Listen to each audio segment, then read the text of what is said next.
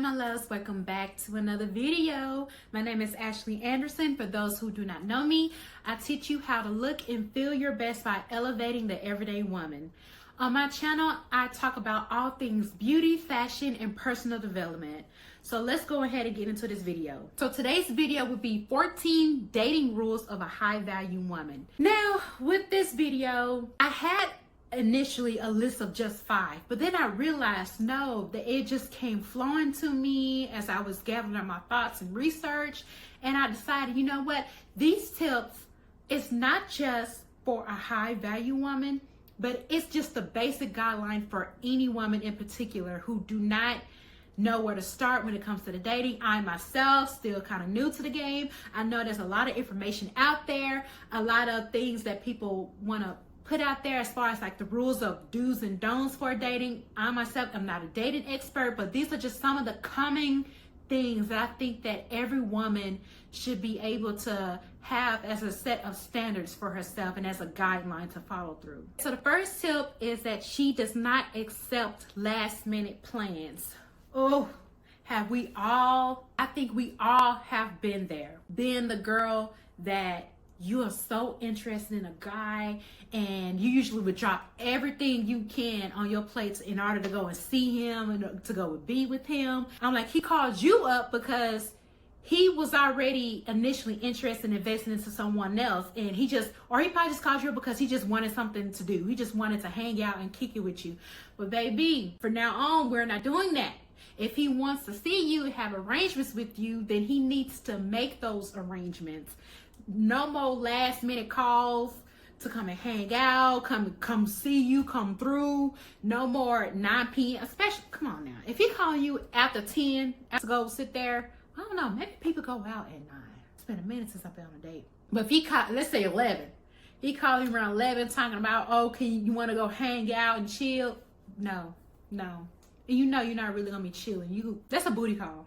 After 11 o'clock, calls after 11 o'clock, that's a booty call. Let's just be for real right now. So no, if he wants to see you, then he needs to make the effort into making those plans and not just having you dropping everything just because he called you and you just come running. You want to be somebody's first choice, not somebody's second or third choice of a plethora of other women that they're talking to. And then also this kind of helps you out because then you realize what is his real intent and you realize how serious or not serious he is about you. Number 2, a high value woman does not chase a man. The man does the asking. So ladies, we chase bags, okay? We chase bags, we chase the money. We ain't chasing no man unless he kind of got money, but we not, that's defeating the purpose. We go get our own money. We ain't finna chase men just because he got money. If you are for that, baby, this is the wrong video for you. Just probably want to go on somewhere else.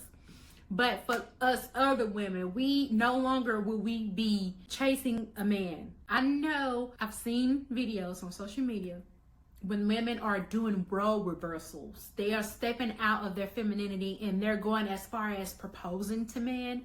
Me, I will mop the ocean with the mop in the bucket before I ever go and propose to a man. No, I can't.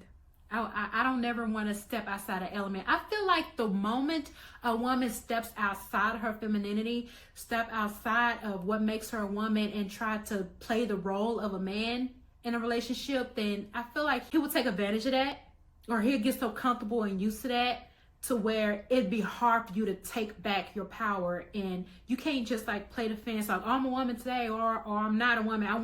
I don't like how this relationship is going. I want to take the reins and drive the relationship.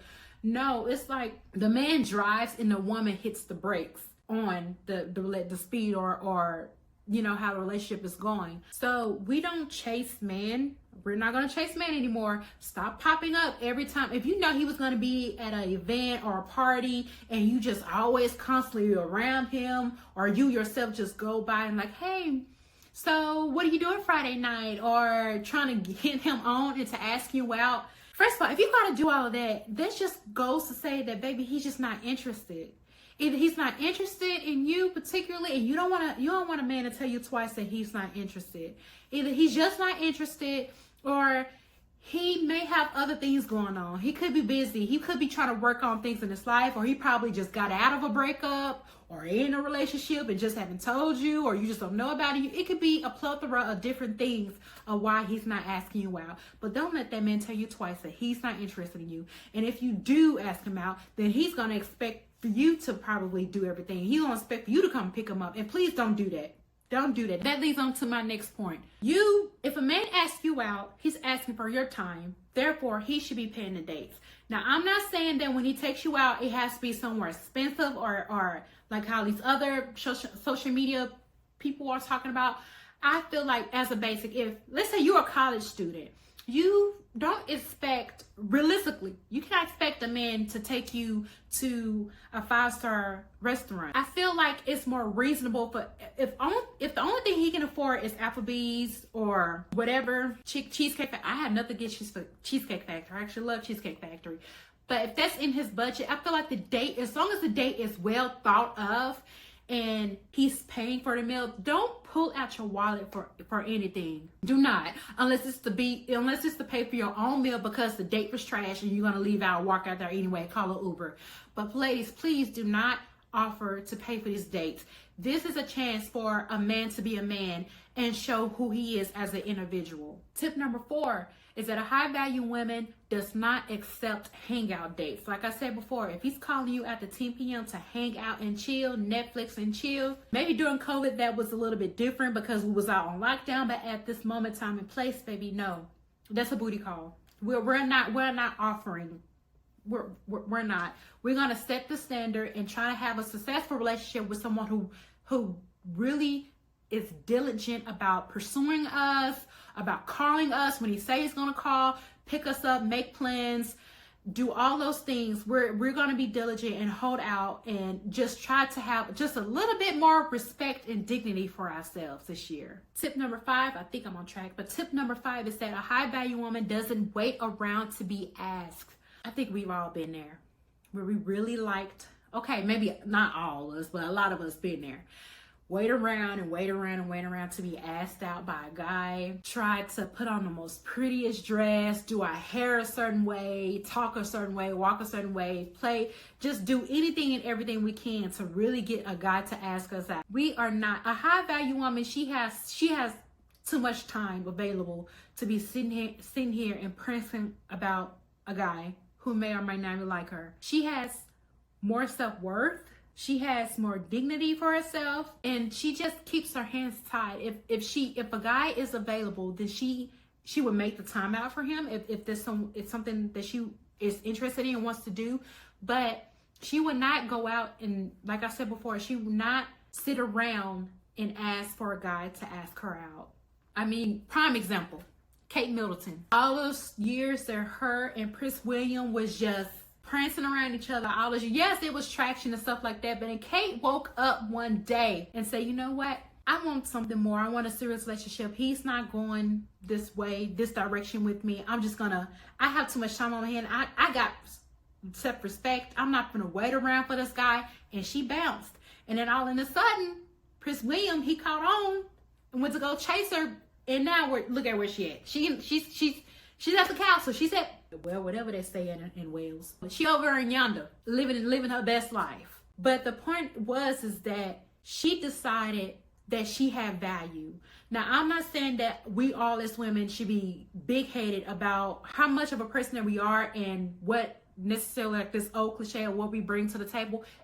Everyone brings something to the table, but we as women particularly, I feel like our table just a little bit different. I'm very traditional, just to put that out there. But I feel as though us waiting around, it's screaming desperate. It really is. It's giving desperate. And we need to be able to have some type of standard for ourselves right now and realize that he's not going to be the last guy that comes around. We need to be able to just move on and find something greater and bigger, because if he hasn't asked you out by now, baby, then he's probably never going to. And if he does, it's probably for the wrong reason. Stop crying yourself late at night thinking that this guy's going to call you, that he's going to text you, that he's going to show up, and he's probably not. It's just time to move on. Tip number 6 is that a high value woman doesn't overdo it with the drinks on a date. First off, before I begin, I would say that before you go on a date on a guy, always have a limit. How many drinks do you think you can tolerate before you think you start slurring your words, start getting sloppy? Because when you get sloppy, it's no longer elegant. It's no longer a ladylike matter. You start maybe telling secrets, embarrassing yourself, all kind of things that can go on when you get a little bit sloppy with the drinks. So for me personally, my max, it depends on how strong the liquor is in drink. I tend to go for like fruity drinks. My max is 2. If it's a very strong drink, I might be a little bit tipsy, but I'm still alert and I know what things are going on. I'm a lightweight. But 2 for sure is my max. I'm done. I need to be alert. I need to know who's this type. You start to lose your focus. I need to know, did they guys slip something in my drink because I'm intoxicated? I need to know, how can you really get to know a person if he could be telling you stuff about yourself, did something in front of your face, you didn't recognize it because you just out of it. You all over the place and it's just a hot mess. Pick yourself up and decide what is your max amount of drinks that you can tolerate. Stick to it and be done with it. Tip number 7. Now, I know all of you who are probably watching my channel aren't Christian. I am Christian. But for those that aren't and who does not practice celibacy, tip number 7 is that a high value woman is exclusive or for sex, and she does not have sex too fast or put herself in any kind of predicament that exchanging sex for anything. She doesn't give away herself too soon. Like some women feel like, well, if I have sex with him, he'll like me more and he'll want to be with me. Baby, that's not true. That's not the case half the time. Because after he finished getting what he wants from you, then he just leaves you, disappear, ghost, and go about to the next woman. So a high value woman, she has a little more respect for herself, respect for her body. She's not going to let a guy to release his energy inside of her. She's going to have respect for herself, and she's not going to be jumping towards sex anytime soon. She's gonna, if you're a Christian, of course, of Christian girls who do practice celibacy, we're waiting until marriage. We're waiting until the man is our man, because I don't care how much you call this guy your husband or your future bae or whatever, he is not your husband until he is officially and legally your husband. Which also leads me into tip number 8, which is a high value woman doesn't give wife duties on a girlfriend's salary. Again, let me repeat that. A high value woman does not give wife duties on a girlfriend's salary. So I can admit, in the past, I think we all been there, how we used to think that if we perform wife duties, we come by his house and cook his meals, wash his clothes, run his errands for him, or even so much as to how a lot of women today, they move in with the guy. They do all these wifely things. They even go as far as, once they cohabit, they have his children. You created a whole nother generation and he still has not put a ring on your finger. And if you nag him about it long enough, he's going to give you what we call today a shut up ring. And you never, ever, ever want a shut up ring. You want a man to purposely propose to you on good terms, not because you are doing all these things for him and you brag about it. You done dated him for years and years and he still haven't budged and made that move until now. We do not perform wife duties on a girlfriend's salary. Tip number 9, a high value woman doesn't date men who doesn't have the basic requirements of a house, job, and a car. Okay, if you're in college, if you're much younger and you're in college, that's different. But for us older women who are in our mid to late 20s, any age after, I'm not asking a man anything more than what I myself don't already have. If I have a car, if I have a job, if I have my own place, I expect for him to have the same. I don't want to be the person that's talking to a guy like I have a car and he don't, and he's like, oh, can you go swing by here and come pick me up at my mama's house? Excuse me? Hello? Is anybody on this? Hello? I didn't catch that. Because no, I would not be dating a guy who doesn't meet those basic standards, those basic requirements.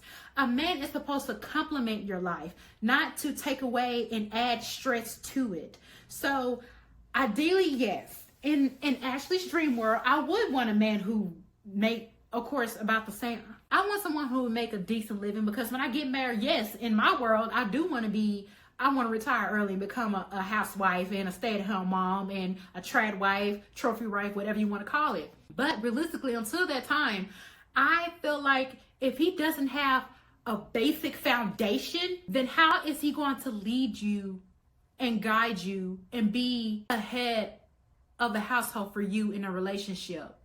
Especially when us Christian girls, we are asking a man to, when we want something or need something in life, we go directly to God. And in that Christian headship is God, Jesus, your husband, the wife, and then the kids. If I'm going through, to God to ask for him to things or provide for me, and I have that one relationship, it's just me. If you got to go straight directly to a man now, you have to talk things over with him and do things. First of all, I have no respect for you because you couldn't even provide a house for us. You couldn't provide a roof over our heads. And I'm not saying it has to be the most fanciest house. If you cannot provide the basic necessities of life, then there's no reason why we're talking. Like I said again, if you're in college, you're younger, that's different. But if you're older, please, for the love, please just have some type of standard when it comes to guys approaching you. If you already, I'm not saying if you're making six figures, he has to make six figures. If you have a business, he has a business. But determine what is a good standard and lifestyle that you want for yourself and in the future, someone who can add to it or be a complement of it and not take you backwards, because I ain't going back. I worked too hard to get where I'm at right now. He needs to meet me on this level. I'm not going in reverso. I'm not doing a 360. We doing 180s over here. This is what this channel about, 180s. We improving our life, not going back to deconstruction. Which leads me to tip number 10. He must add to her life, not subtract from it. Again, besides the house, the job, and the car situation. He doesn't have to have a house. He has an apartment, that's fine. But he adds to her life. If you are already at a moment where you did so much healing, you found your joy, you have self-care and self-improvement, you worked on your confidence, your self-esteem, you at a happy, good place in your life right now. You worked yourself up, and you still might be going through the motion of it. In this system of things, in this world, you may have to do all that healing and journeying and self-love and growth and stuff for the rest of your life. But if you're going to date a guy in the middle of your journey, I feel as though he should also be a complement of that. He should, if you're in the process of working on your confidence, don't date a guy who's going to devalue you and think that, say things like, you must think you all that, or you must think you better than me, or you'll never find another man that's like me. I hope you promise. I don't want another you. But still, however, he should contribute to joy. He shouldn't be stressing you out. If a relationship is so hard, if it's hard for him to make plans to take you out, hard for y'all to spend time with each other, then he's not contributing to your joy. You already had joy. You was happy with yourself. You was whole and complete as yourself. Look for another person who also whole and complete, not that's gonna drag in all this baggage from that last relationship, things that they mama did to them when they was 5 years old, all the trauma and all this mess that they done went through into your life and expecting you to clean up, because you are not Mr. Clean. You are not gonna sit here and do all this drama and all this mess that he has created on something of a life that you done built for yourself. Again, we are not doing 360s. We're doing 180, because if you do a 360, you're going to end up right back to where you started. I have to think about that too. I'm like, 360? No, if I do a 360, no, we're doing 180s. We ain't doing 360s around here. Which leads me to my next point, which is tip number 11. A high value woman does not fall for potential. Again, I understand that everyone has a different journey in life. Potential, describe that. Let's see. Potential would be not him saying, let me be careful. Good, it depends on what the potential is. Now, you know what? Let me stick to my word. We ain't falling for potential. Because I was about to say, potential would be, he's in med school and he's dating you right now, but he's not gonna propose or plan on getting married until after he graduates from med school or law school. Like I said, that could be some good potential. But however, let me stick to my word. Potential would be he's living in the ghetto in the hood at his mama house, selling drugs in the basement, and he trying to make it out the hood so he become a rapper. Now, I'm not trying to speak on anybody's ill wills or dreams or hopes or wishes. However, when it comes to dating a high value woman, that's not the type of lifestyle or potential. We're not being a cookie to his Lucius. Now, we can be a Kate to his William. We can be a Michelle to his Barack. But like I said, I understand there's different concepts. People on different journeys. Some people want to be a power couple and work that out. Some people just want to have a guy that's already together and you already together and we just combine and do whatever. But for a high value woman, we are not going to the bottom of the barrel of the nook and crannies with a crud on our foot in order to get a man and pull him out of graciousness and bring him up just to have him leave you 6 months later and be engaged to a Debbie or Pearl and they got a baby on the way. We're not doing that. All that tough love, all that love pays the bills. No, it don't. I can't pay my electric bill with love. I can't sit here and go to the front office and say, can I pay my lease this month with a bottle of love? I can't. I need money. Money is what pays the bills. So realistically, I'm just saying he doesn't have to be 6 figures or any of these other things. But like I said, he has to have a good foundation. We are not falling for potential anymore this year. He has to have a foundation. Okay? Which leads me to point number 12. A high value woman does not ignore red flags. This reminds me of what Steve Harvey said. I know a lot of people may or may not be against Steve Harvey. Some people are like, I don't care for Steve Harvey. He already been married 4 times. What can he teach me about relationships? He can teach you what not to do in relationships. I feel like every dating expert that you listen to or talk to, take it with a grain of salt. Because sometimes there are exceptions to the rules. But, however, I feel like there is some truth in that. Stop collecting red flags. Let's just say, soon as you see a yellow flag, your antenna should be sticking up, okay? And once you start, okay, that yellow flag just went red, you need to be dashing up out of there, girl. Don't be trying to figure it out and be like, well, maybe it's gonna turn green, maybe it's gonna turn yellow. It's just a little patch right now. No, a red flag is a red flag. Once you collect after that first flag, that first 2-3 flags, it took you a minute to get the hint. But after that, it's time to go. It's no longer are we wasting our time, wasting our youthful years and vigor into these relationships, and it's not serving its purpose. It's done. Some people are here for a season, and his just expired. It's time to move on because we are looking for men who are going to appreciate us and value us as a woman. Which also relates to tip number 13. A high value woman knows her worth and isn't afraid to leave a relationship when it's no longer serving her. I feel like a lot of women these days, they will be with a guy, maybe even move in, have a child with him, be with him for 3, 4, 7, 10 years. And he still hasn't married her because let's just be frank, he's probably just not into her, or he's giving her the same line, or I'm working on it, or this and that, or any kind of excuse. If a man is crazy in love with you, you wouldn't have to second guess it. He'll make it known to the world. He'll go to their courthouse and get y'all papers signed so that he can call you his wife. But we are no longer going to be with a man who doesn't know your worth. You're not going to be in a relationship that's no longer serving you, because no matter how many years you have put into a relationship, there are people, when you think about it, there are people who've been married 10, 15, 50 years and all of a sudden wake up one day, decide they ain't loving each other, and just decide to get a divorce.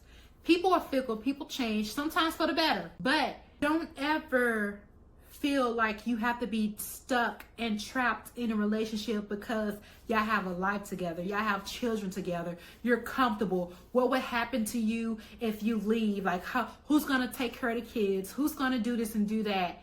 You're unhappy and unsatisfied. If, like I said, I'm a Christian, so only on the grounds of divorce is called for. If he cheated on you or X, Y, and Z, don't use every excuse in the book. Not to downplay your feelings and say that those are excuses, but take more consideration about your happiness and what's really going to serve you, because that's just low down and lack of respect.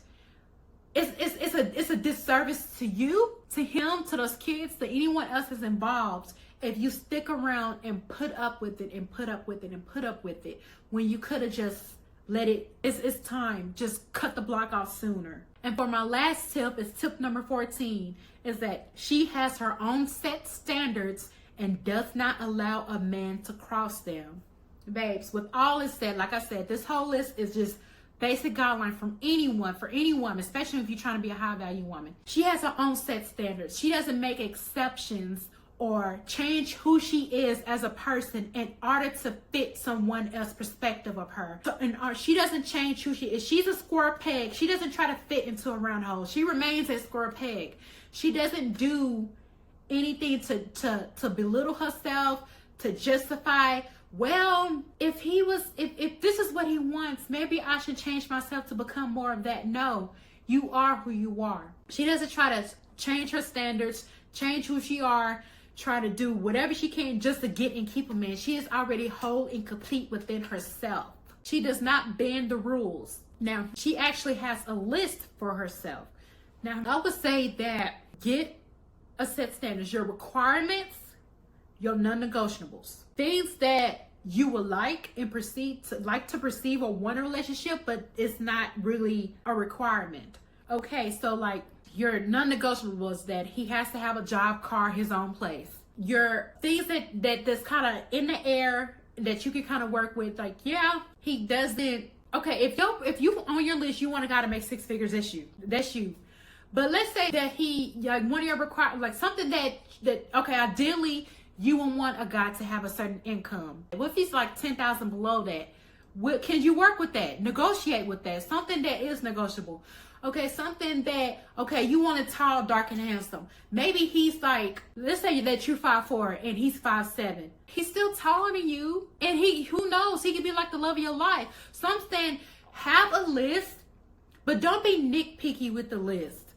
Have it as a sense as a guide in order to guide you in life. Because I feel like if I did not have my list, I take my list with a grain of salt. But I use it as a guide, because if I did not have my list, the past Ashley me 10 years ago was falling for every Tom, Joe, Dick, and Harry in the past. Because I didn't have those standards for myself. I was falling for anyone who just looked my way and said that they like me. But now it serves as a sense of protection. But I'm saying, if you're going to have this list, have a sense of things that you can be reasonable with and negotiate with. If he has to be bald head with a beard, actually that's kind of sexy these days, but still, maybe he doesn't have a beard, he just have a mustache, or you know, you say you want someone with blue eyes, but he got gray eyes. Babe, don't focus so much on the details. Focus on the overall aspect. He's a good man. He's a good man, Savannah. He got a job. He got his own place. He got this. He got that. He has a lot to bring to the table. He can provide for you and protect you and love you. Don't be so nitpicky with your list. But thank you so much today, lovelies. I love you all so much. If you haven't already, go ahead and subscribe. If you have any more content ideas, go ahead and leave me a comment down below. I do watch your comments, and I will get back with you as soon as I can. Until next time, I love you all so much. Bye.